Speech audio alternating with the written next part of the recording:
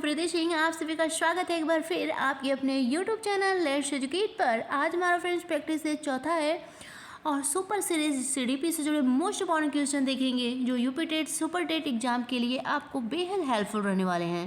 पहला क्वेश्चन आज का देखते हैं। राष्ट्रीय पाठचर्या की रूपरेखा 2005 के अनुसार अधिगम अपने स्वभाव में डैश और डैश है। तो राष्ट्रीय पाठचर्या की जो रूपरेखा 2005 की है उसके अनुसार बताना है कि अधिगम अपने स्वभाव में क्या है, निष्क्रिय है कि सरल है। सेकेंड ऑप्शन में सक्रिय सामाजिक है, थर्ड में है निष्क्रिय सामाजिक है, फोर्थ में है सक्रिय या सरल है। तो क्या है राष्ट्रीय पाठचर्या की रूपरेखा 2005 के अनुसार अधिगम अपने स्वभाव में? तो यह फ्रेंड सक्रिय और सामाजिक है। क्या है ये? सक्रिय और सामाजिक है और इस प्रक्रिया में बालक अनेक क्रियाएं व उपक्रियाएं करता है। इस प्रक्रिया में क्या करता है फ्रेंड्स? बालक अनेक क्रियाएं और उपक्रियाएं कर सीखता है। तो इसका फर्स्ट क्वेश्चन का सेकेंड ऑप्शन सही है। अगला क्वेश्चन है सेकेंड, एक अच्छी पाठ्य पुस्तक की विशेषताएं हैं। तो एक अच्छी पाठ्य पुस्तक की विशिष्टताएं बतानी है। ए ऑप्शन में उनमें कठोर अभ्यास देने के लिए बहुत सारे अभ्यास हैं। किसका? अगर उनमें कठोर अभ्यास देना है तो बहुत सारे अभ्यास हैं जिसके माध्यम से हम लोग कठोर अभ्यास को धीरे धीरे फिर पहले सरल से शुरू कर कठोरता की तरफ, ये तो नियम है तो ऐसे कर सकते हैं पाठ्य पुस्तक में कि पहले सरल को स्टार्ट में सरल रखते हैं बच्चे के लिए, फिर धीरे धीरे अभ्यास को कठिन करते जाते हैं। और बी ऑप्शन में स्थितियों के माध्यम से सभी संकल्पनाओं का परिचय दिया जा सकता है। किसके माध्यम से? स्थितियों के माध्यम से हम बच्चे को सभी संकल्पनाओं से जोड़ सकते हैं। और सी ऑप्शन में है केवल हल किए गए अभ्यास ही शामिल किए गए हैं। तो पाठ्य पुस्तक में कि केवल हल किए अभ्यास को शामिल नहीं करना है। और डी ऑप्शन में है उन्हें मोटी व भारी होना आवश्यक है। तो मोटी या भारी होने से कोई मतलब नहीं है। तो ये तो दोनों ही गलत हो गए। ठीक है, बचा हमारा ए और बी। तो फ्रेंड्स उनमें कठोर अभ्यास देने के लिए बहुत सारे अभ्यास हैं, ये भी सही है। स्थितियों के माध्यम से बच्चे के संकल्पनाओं का परिचय दिया जा सकता है। तो ए बी दोनों फ्रेंड्स ऑप्शन सही है। क्या? ए बी दोनों ऑप्शन सही है। और फ्रेंड्स अच्छी पाठ्य पुस्तक की ये विशिष्टताएं हैं। चलिए नेक्स्ट क्वेश्चन देखते हैं। अगला क्वेश्चन है तीसरे नंबर का, निःशुल्क एवं अनिवार्य शिक्षा अधिकार 2009 में। निःशुल्क एवं अनिवार्य शिक्षा का अधिकार 2009 में अनिवार्य शब्द का अर्थ है। तो अनिवार्य शब्द का अर्थ क्या है फ्रेंड्स? वही बताना है कि निःशुल्क एवं अनिवार्य शिक्षा का अधिकार जो 2009 में आया है उसमें अनिवार्य शब्द का क्या अर्थ है? केंद्र सरकार दाखिले, उपस्थिति और प्रारंभिक शिक्षा की पूर्णता को सुनिश्चित करेगी।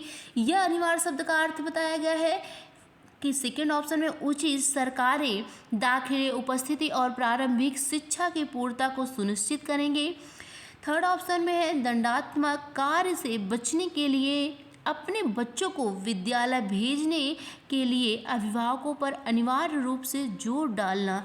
यह अनिवार्य शब्द का अर्थ बताया गया है निःशुल्क एवं अनिवार्य शिक्षा अधिकार 2009 में। तो कौन सा ऑप्शन सही फ्रेंड्स? तो इसका फ्रेंड्स सेकेंड ऑप्शन जो है वह सही है। क्या है?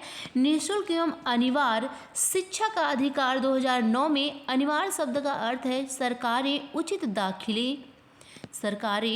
दाखिले, उपस्थिति और प्रारंभिक शिक्षा की पूर्णता को सुनिश्चित करेंगी। किसकी? तो उचित सरकारें दाखिले, उपस्थिति और प्रारंभिक शिक्षा की पूर्णता को सुनिश्चित करेगी। और 6 वर्ष से 14 वर्ष की आयु के समूह के प्रत्येक बच्चों के लिए शिक्षा अनिवार्य रहेगा। कितने वर्षों के लिए?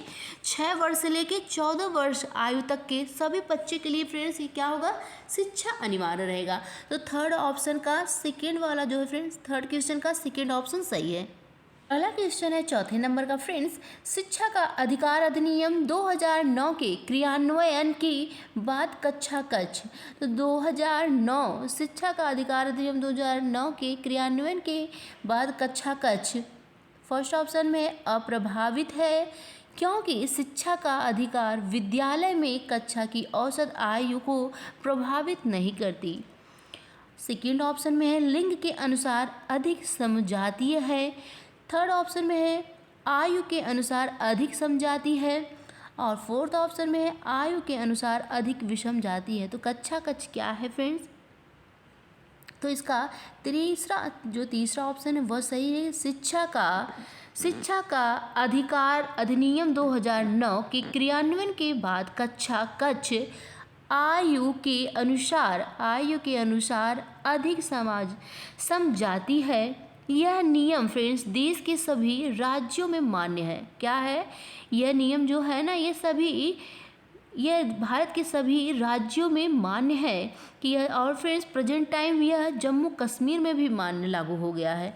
तो फोर्थ क्वेश्चन का ए ऑप्शन सही है कि कक्षा कक्ष आयु के अनुसार अधिक समझाती है। चलिए नेक्स्ट क्वेश्चन देखते हैं। अगला क्वेश्चन है 5वें नंबर का, बाल केंद्रीय शिक्षा का समर्थन निम्न में से किस विचारक द्वारा किया गया है? तो बाल शिक्षा का समर्थन किस विचारक द्वारा किया गया है?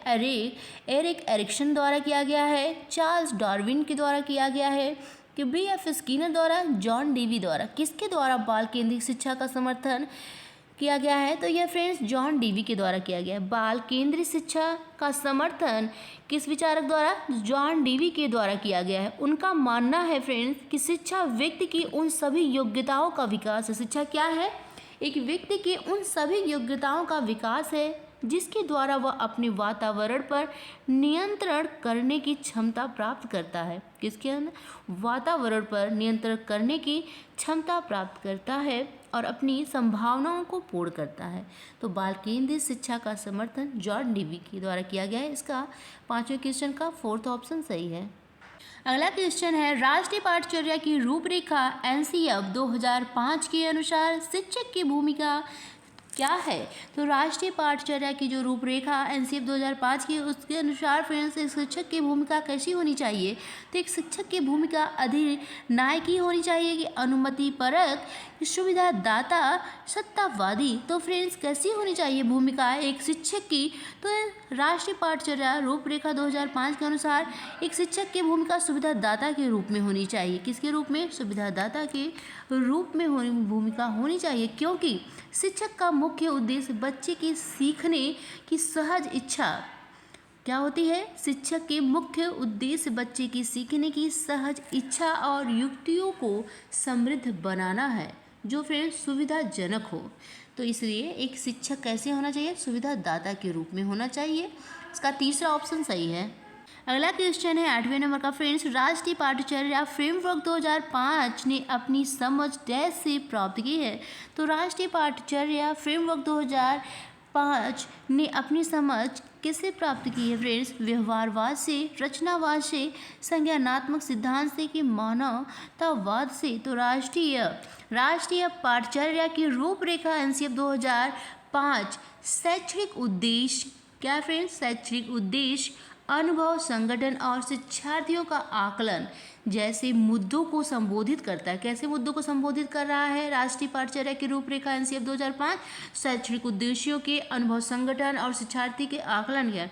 तो ये स्कूली शिक्षा ने रचनात्मक, किस पर? रचनात्मक ज्ञान को स्कूल के बाहर के जीवन से जोड़ना, रचनात्मक से जोड़ा है फ्रेंड्स, जिससे कि बच्चे ज्ञान जो स्कूल से बाहर जो जीवन से जोड़ना, स्कूल के बाहर के जीवन से जोड़ना, पढ़ाई के रटने की तरफ से नहीं जोड़ देना है। और कक्षा की शिक्षा को, परीक्षा को एकीकृत करना और इसे अधिक लचीला बनाना, बच्चों को समग्र विकास करने के लिए पाठ्यक्रम समृद्ध करना फ्रेंड्स, यह क्या होता है? तो यह राष्ट्रीय पाठचर्या फ्रेमवर्क 2005 के अपनी समझ रचनात्मक से प्राप्त की, इसे रचनावादी बनाना है। इस क्वेश्चन का फ्रेंड्स सेकेंड वाला ऑप्शन सही है। अगला क्वेश्चन है फ्रेंड्स 9 नंबर का, व्यक्तिगत शिक्षा कार्यक्रम की योजना डैश के संदर्भ में बनाई जाती है? तो व्यक्तिगत शिक्षा कार्यक्रम की योजना किसके संदर्भ में बनाई जाती है? विशेष शिक्षा कार्यक्रम के संदर्भ में, बाल केंद्रित शिक्षा कार्यक्रम के संदर्भ में कि मुक्त विद्यालय शिक्षा कार्यक्रम में? लास्ट ऑप्शन में है ई अधिगम शिक्षा कार्यक्रम में। तो व्यक्तिगत शिक्षा कार्यक्रम की योजना बाल केंद्रित शिक्षा कार्यक्रम के संदर्भ में बनाई जाती है। कैसी बनाई जा रही है व्यक्तिगत शिक्षा कार्यक्रम की योजना? तो बाल केंद्रित शिक्षा कार्यक्रम के संदर्भ में बनाई जा रही है। तो इसका सेकेंड ऑप्शन सही 9 क्वेश्चन का फ्रेंड्स। अगला क्वेश्चन है फ्रेंड्स, भारतीय सरकार द्वारा अपनाई गई राष्ट्रीय शिक्षक राष्ट्रीय शिक्षक शिक्षा नीति 1968 में शिक्षक की शिक्षा के निम्नलिखित पहलुओं पर बल दिया गया है। तो किस शिक्षक के किस पहलुओं पर बल दिया गया है फ्रेंड्स? शिक्षक की जो शिक्षा के निम्नलिखित पहलू हैं किस पर बल दिया गया है? शिक्षकों के लिए पर्याप्त परिलब्धियों और शैक्षणिक स्वतंत्रता पर फ्रेंड्स बल दिया, और ऑप्शन कट गए हैं फ्रेंड्स।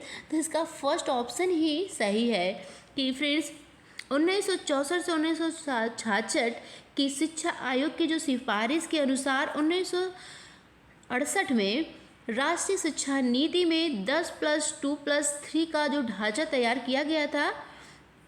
इसके बाद शिक्षकों को पर्याप्त सुविधाएं उपलब्ध कराई गई ताकि इससे क्या हो कि शिक्षण व्यवस्था पूर्ण रूप से सुचारू चल सके। शिक्षण व्यवस्था में स्वतंत्रता प्राप्त करना यही उद्देश्य था। किससे? भारतीय सरकार द्वारा जो फ्रेंड्स राष्ट्रीय शिक्षा नीति बनाई गई थी 1968 में। कौन सा ढांचा रखा गया था? 10+2 10+2+3 का। ठीक है, कि जैसे स्वतंत्र शिक्षक स्वतंत्र रूप से सुविधाएं दी गई ताकि शिक्षण व्यवस्था पूर्ण रूप से सुचारू चल सके। तो इसका फर्स्ट ऑप्शन ही सही है फ्रेंड्स। अगला क्वेश्चन है और इम्पॉर्टेंट क्वेश्चन है फ्रेंड्स, ये national council of educational research and training संस्थान की स्थापना कब की गई थी? National council of education research and training संस्थान की स्थापना कब की गई थी? NCERT की 1961 में, 1962 में, 1963 में, कि लास्ट ऑप्शन में 1964 में। तो NCERT की स्थापना कब की गई थी फ्रेंड्स? 1961 में की गई थी। NCERT की स्थापना 1961 में हुई थी। इसका संबंध किससे था? नर्सरी से इसका संबंध था। NCERT का संबंध नर्सरी से था, 12वीं तक के स्कूलों की शिक्षा से है। नर्सरी से 12वीं तक जो शिक्षा दी जाती थी उससे फ्रेंड्स इसका NCERT का संबंध था। इसकी स्थापना 1961 में हुई थी। ठीक है, तो फर्स्ट ऑप्शन इसका सही है इस क्वेश्चन का। अगला क्वेश्चन है, निम्न में कौन सी गतिशीलता आधुनिकीकरण से संबंधित नहीं है? इस ऑप्शन में से बताना है कौन सी गतिशीलता आधुनिकीकरण से संबंधित नहीं है। फर्स्ट ऑप्शन में है मानसिक गतिशीलता, सेकेंड ऑप्शन में वैज्ञानिक गतिशीलता, थर्ड ऑप्शन में है सामाजिक गतिशीलता, फोर्थ ऑप्शन में है शारीरिक गतिशीलता। तो कौन सी गतिशीलता आधुनिकीकरण से संबंधित नहीं है? तो नहीं को ध्यान दीजिएगा फ्रेंड्स, इसमें शारीरिक गतिशीलता शामिल नहीं है। कौन सा? शारीरिक गतिशीलता आधुनिकीकरण से संबंधित नहीं है। इसका फोर्थ ऑप्शन सही है। चलिए नेक्स्ट क्वेश्चन देखते हैं। अगला क्वेश्चन है पाठचर्या 1। तो पाठचर्या 1 है फ्रेंड्स, क्या है? पाठचर्या 1 पाठ्य पुस्तक है।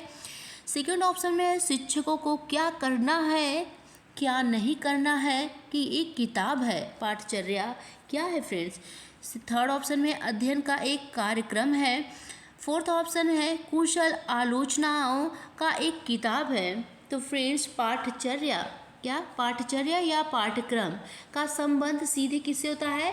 बालक से। ठीक है, पाठचर्या या पाठ्यक्रम का संबंध बालक के संपूर्ण विकास से होता है। किसके? बालक के संपूर्ण विकास से इसका संबंध होता है पाठचर्या का, जिसके अंतर्गत बालक का ज्ञानात्मक, भावनात्मक, क्रियात्मक, शारीरिक, सामाजिक विकास को सम्मिलित किया जाता है। पाठचर्या में फ्रेंड्स बालक की ज्ञानात्मक, भावनात्मक, क्रियात्मक, शारीरिक, सामाजिक सभी को सम्मिलित किया जाता है। विकास को अध्ययन करने के क्षेत्र भी इसमें शामिल हो जाते हैं। तो इसका कौन सा ऑप्शन सही है? ये अध्ययन का एक कार्यक्रम है पाठचर्या। तो इसका तीसरा ऑप्शन सही है। अगला क्वेश्चन है संस्थागत योजना डैश डैश पर आधारित होनी चाहिए। तो संस्थागत योजना किस पर आधारित होनी चाहिए? लक्ष्य और आवश्यकता पर, समय सारणी पर, प्रशासन पर, कि लास्ट ऑप्शन में है आवश्यकता पर। किस पर फिर संस्थागत योजनाएं आधारित होनी चाहिए? तो संस्थागत योजनाएं एक शैक्षणिक संस्थान द्वारा तैयार कार्यक्रम का एक दस्तावेज होती है। तो यह लक्ष्य और आवश्यकताओं पर आधारित होनी चाहिए। संस्थागत योजनाएं लक्ष्य एवं आवश्यकताओं पर आधारित होती हैं। तो इसका फर्स्ट ऑप्शन सही है। अगला क्वेश्चन है, मानव संसाधन विकास मंत्रालय की स्थापना की गई थी। मानव संसाधन विकास मंत्रालय की स्थापना कब की गई थी? फर्स्ट ऑप्शन है 26 अक्टूबर 1985 को, 26 सितंबर 1985 को। थर्ड ऑप्शन है 26 सितंबर 1985 को की गई थी कि 10 सितंबर 1986 को। मानव संसाधन विकास मंत्रालय की स्थापना कब की गई थी? तो मानव संसाधन विकास मंत्रालय की स्थापना 26 सितंबर 1985 में की गई थी। 26 सितंबर 1985 में की गई थी। इसका थर्ड ऑप्शन सही है। अगला क्वेश्चन देखते हैं। अगला क्वेश्चन है, किंडरगार्टन शब्द का अर्थ क्या है? बताइए फ्रेंड्स, किंडरगार्टन शब्द का अर्थ क्या है? ये बच्चों का गार्डन है कि बच्चों का घर है? 1 मिनट फ्रेंड्स, बच्चों का स्कूल है कि बच्चों के खेल का मैदान? किंडरगार्टन क्या है? पहले फ्रेंड्स किंडरगार्टन के बारे में जान लेते हैं। ठीक है, किंडरगार्टन किसने किंडरगार्टन को बनाया था फ्रेंड्स? किसने खोला था इसको? तो ये फ्रेंड्स फॉवेल ने। ठीक है, किसने खोला था किंडरगार्टन? फॉवेल ने। और ये फ्रेंड्स फॉवेल एक आदर्शवादी दार्शनिक थे। क्या थे फ्रेंड्स? ये एक आदर्शवादी दार्शनिक थे और उन्होंने इस विद्यालय को, ठीक है, इसको बाल उद्यान नाम दिया था किंडरगार्टन, और 1839 में खोले थे। कब खोले थे किंडरगार्टन को? 1839 में। और फ्रेंड्स कहाँ खोले थे किंडरगार्टन? तो फ्रेंड्स ये जर्मन में। और किंडरगार्टन जर्मन भाषा शब्द है और 2 शब्दों से मिलकर बना है। कैसा शब्द है? किंडरगार्टन एक जर्मन भाषा शब्द है और 2 शब्दों से मिलकर बना है, किंडर प्लस गार्डन। ठीक है, किससे मिलकर? किंडर प्लस गार्डन से मिलकर बना है, जिसका अर्थ है बालक, और गार्डन का अर्थ, ठीक है, गार्डन का अर्थ बगीचा। गार्डन में क्या होता है फ्रेंड्स? हिंदी में हम लोग कहते हैं, इंग्लिश में उसे गार्डन कहा जाता है, हम लोग कहते हैं बगीचा। तो बालक का बगीचा, इसको 2 जर्मन की भाषा में 2 शब्दों से इन्होंने बताया, किंडर प्लस गार्डन, जिसका किंडर मतलब फ्रेंड्स बालक और गार्डन मीन्स बगीचा। ठीक, इस प्रकार किंडर गार्डन अर्थ हुआ कि बालक का उद्यान, ठीक है, बच्चों के खेल का मैदान। तो किंडर गार्डन शब्द का अर्थ यही है, बच्चों के खेल का मैदान या बच्चों के खेल का बगीचा। इसका चौथा ऑप्शन फ्रेंड्स सही है। नेक्स्ट क्वेश्चन देखते हैं। अगला क्वेश्चन है, शिक्षक के विषय में कोठारी आयोग द्वारा प्रस्तुत रिपोर्ट का शीर्षक था। तो फ्रेंड्स शिक्षक के विषय में कोठारी आयोग द्वारा जो प्रस्तुत रिपोर्ट किया गया था उसका शीर्षक क्या था? शिक्षक और राष्ट्रीय विकास, लर्निंग टू बी था। थर्ड ऑप्शन में शिक्षक का विविधीकरण, फोर्थ ऑप्शन में सभी के लिए शिक्षा। तो क्या शीर्षक था शिक्षा के विषय में कोठारी आयोग का? तो फ्रेंड्स इनका शीर्षक था शिक्षक और राष्ट्रीय विकास। क्या था?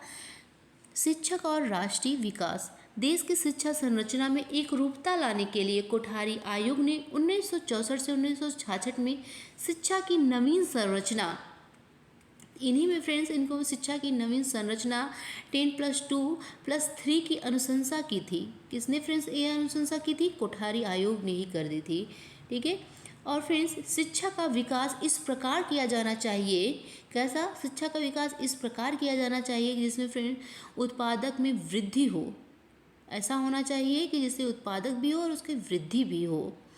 तो इनका शीर्षक था कि शिक्षा और राष्ट्रीय विकास।